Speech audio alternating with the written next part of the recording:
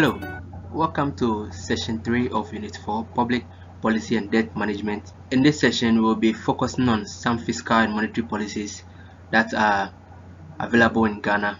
So, by the end of this session, we expect to be able to explain the general characteristics of fiscal policies. We also expect to be able to understand fiscal policy objectives in Ghana and also to be able to outline the various monetary policy tools used by the Bank of Ghana. Right. So the question now is what is fiscal policy? Right. We've heard fiscal policy over the years, but then what then is fiscal policy? Right. We are saying fiscal policy pertains to the use of government expenditure and taxes to vary macroeconomic outcomes. So here um, the government uses taxes and then expenses to actually change the change the outcome of the macroeconomic outlook, right? So basically what we are saying is that if the government want to do something, if the government want to actually say reduce inflation, or if the government want to reduce the exchange rate, the government will solely based on some variables such as the taxes and then also the expenditure to make this particular policies happen. So for instance, in a situation whereby we are saying that inflation is high, we could see that the government sometimes increases taxes just to take out some money from the system, right? So these are some policies that the government uses as fiscal policy measures. So we are saying the functions of fiscal policy is that the government's fiscal activities provide an important role in fixing market failures and promoting efficiency, right? So we are saying there is some sort of imbalance in the system where some people are more richer than the others, and so sometimes the government uses tools such as um, taxes to reduce the that kind of imbalance or redistribute wealth in the economy. Right now, we are saying fiscal policy instruments can be varied to stabilize the economy. Right, so if the government want to pump money into the economy, as we normally say it, what the government does is that he actually does more expenditure, that is constructing more roads, engaging in um, more activities that will actually lead the government to spend, right? So in that case, the money will be pumped into the economy, and that since people are working on roads and stuff, they'll be getting money from the government. By that, they'll also be buying, and then this money will be coming into circulation, right? So these are all fiscal policy instruments used by the government to stabilize the economy, right? I'm saying the government uses fiscal policy as means um, as a means to reducing income disparity, right? So I said that earlier, that we are seeing that there is this kind of imbalance in terms of wealth in the country. So the government uses instruments like taxes to cause or to reduce this imbalance in our income, right? So these are some general principles of fiscal management. That's in terms of fiscal policy. There are some principles governing fiscal policy management. So these are some of them. Let's quickly go through then move on. So the principal account holder and principal spending officer of a covered entity shall be accountable to Parliament for the performance of their functions with respect to the implementation of fiscal policy, right? So if there is any fiscal policy instrument or tools that has been implemented by the government, right? It is the responsibility of the principal account holder and then the principal spending officer to actually ensure that these policies are implemented in their various sectors, right? Now, if you are talking about the principal account holder, we are talking of the minister in charge of that particular sector. So we take the education sector, for instance. The principal account holder there is the Minister of Education, right? That's Dr. Educhu, right? So that's the principal account holder in that sector, right? We take the principal spending officer and we take the education sector. Again, the principal spending officer of the education sector might not be one person. Of course, we have the Ghana Education Service and then other education sector institutions, right? So the Ghana Education sector's principal spending officer will be the CEO or the chief executive in charge of the Ghana education sector, right? So that's the principal spending officer, and we are saying that they are accountable to Parliament for the performance of their functions with respect to implementations of fiscal policies, right? Fiscal policy shall be developed in a manner that takes into account the impact on the welfare of the current population and future generations, right? So you are saying the fiscal policies of the government should not just look at what is currently going on, but also focus on what will go on in the future, right? So if currently there is hike in inflation and then uh, depreciation, the value of the Ghanaian cedi to other strong currencies, whatever policy that the government would undertake, that policy should not just look at um, trying to solve the issue now, but also should look at how that particular policy will also have be sustainable in the long run, not just the short run. Okay, so fiscal policy shall be conducted in a manner that avoids abrupt changes in the evolution of macroeconomic and fiscal indicators. So if you're implementing a fiscal policy, it shouldn't distort or have a negative impact on the evolution of macroeconomic and fiscal indicators.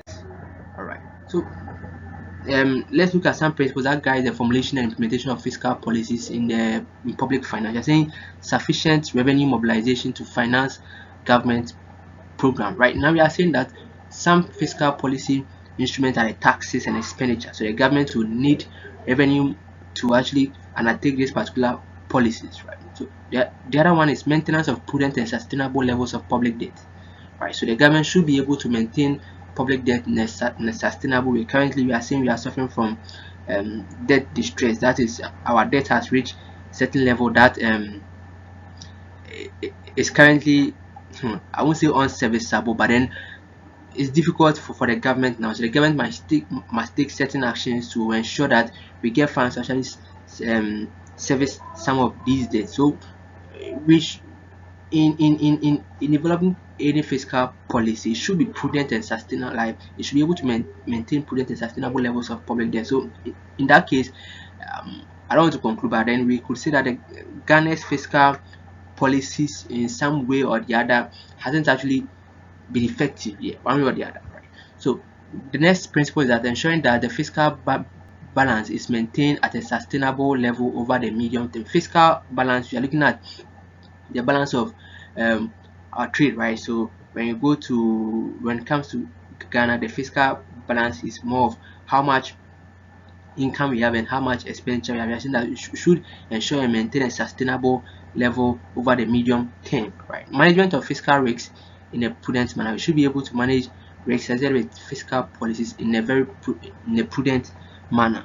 So these are some fiscal policy indicators. You have the non-oil primary balance or non-oil fiscal balance as a percentage of gross domestic product. So every year in the budget reading, we could see that they actually group their performance into oil and then non-oil, right? So these are some indicators of fiscal policy, right? We see that if it's non-oil, it means the revenue that we are accounting for, we don't include the revenue from oil, right? And then those ones that are oil, it includes revenue generated from our oil activities as well.